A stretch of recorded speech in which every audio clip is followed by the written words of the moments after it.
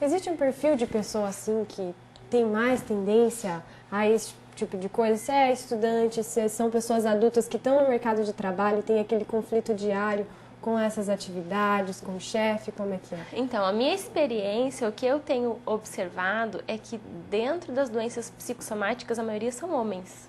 Olha, e por quê? Porque a mulher, ela tem mais facilidade de falar que não tá bem, de falar que tem uma depressão, de chorar, de colocar Mais pra fora. sensível. Vamos dizer que é mais... E o homem, ele tem muita dificuldade de falar de sentimentos. Então, é muito mais fácil falar de uma dor, falar de um câncer, falar de uma gastrite, falar de uma úlcera, né, do que falar de uma emoção. Tanto que eles são bem resistentes também ao tratamento psicológico. Eles querem ir no médico, querem tomar um remédio e deu. E tá resolvido, não precisa mais nada. Vai fazer uma terapia. Psicólogo é pra louco, né? Como ainda a gente ouve muito falar por aí. E na verdade não é. Porque a terapia vai fazer a pessoa se conhecer, né? Vai trazer aquilo que a gente chama de autoconhecimento. Quando eu me conheço, eu me dou conta dos meus conflitos. Então eu não preciso mais sofrer por eles. Eu consigo elaborar o conflito.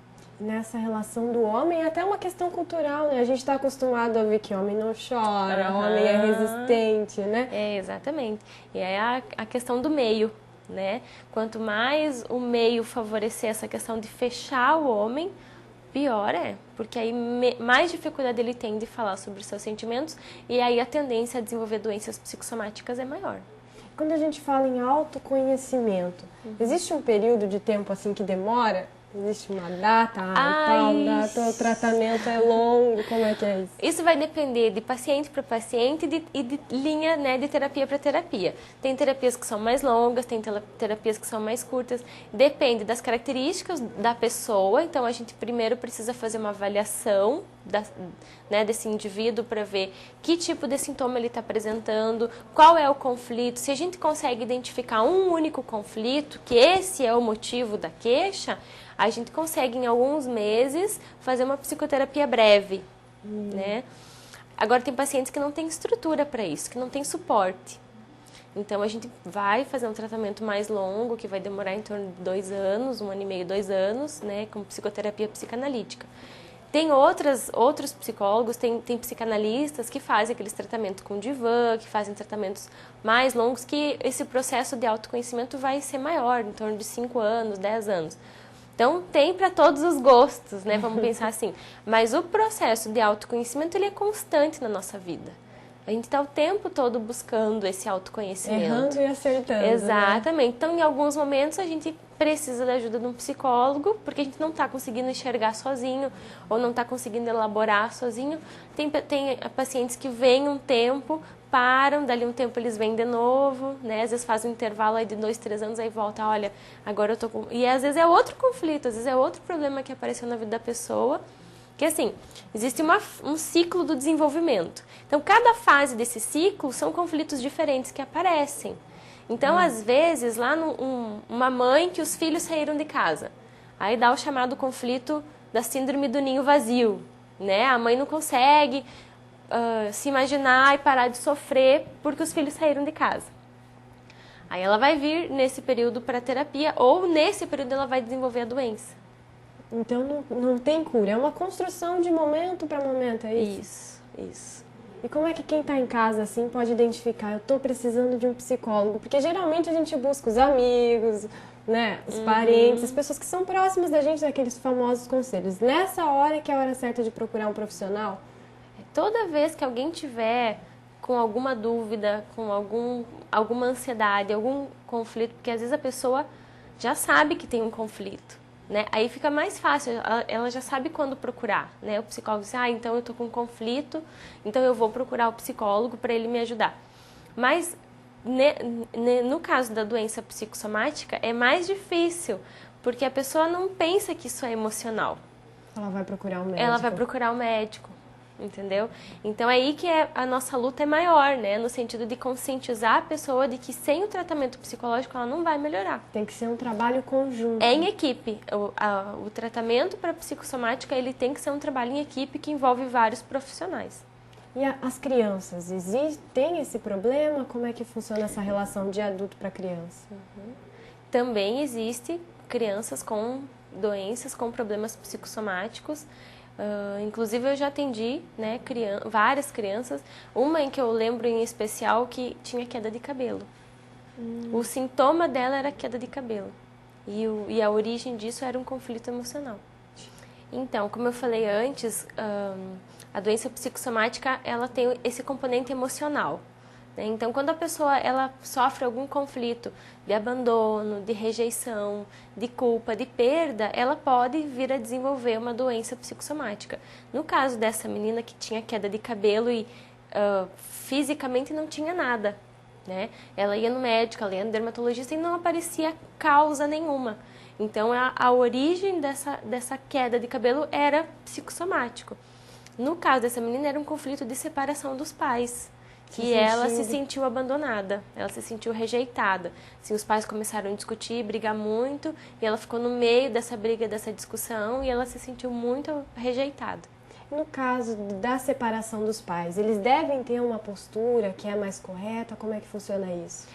Muda muito de caso para caso, né? Porque depende da idade que a criança tá, depende do grau de maturidade que ela tem, do quanto ela já entende as relações. Mas o ideal é que os pais sejam o mais sinceros possíveis e que eles se separem enquanto marido e mulher e não enquanto pai e mãe. Porque pai e mãe é para a vida toda. Pode até não ter dado certo o casamento, mas vai continuar sendo o pai daquelas crianças, vai continuar sendo a mãe daquelas crianças. Então, é importante que os pais entendam isso e ajam de acordo com isso. Não, assim, usar os filhos para atingir o ex-marido, usar os filhos para atingir a ex-mulher, como às vezes acontece. A família, um deles sai com raiva, sai com mágoa, e aí às vezes quer colocar o filho contra, né? Então, a ideia é que você entenda e tenha consciência de que é o teu filho e você tem responsabilidade sobre a educação dele.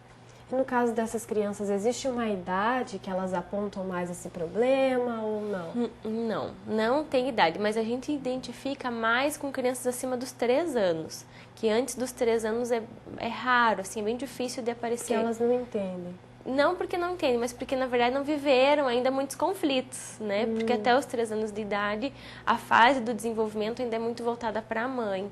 A não ser que seja uma criança que passe por algum trauma, por alguma situação de abuso, alguma coisa assim. Mas fora isso, uma criança de desenvolvimento normal, criada dentro de uma família, criada perto da mãe, é mais difícil disso acontecer. E a gente veio falando das doenças. Como é que se desenvolvem esses sintomas, então, para quem está em casa entender um pouco mais?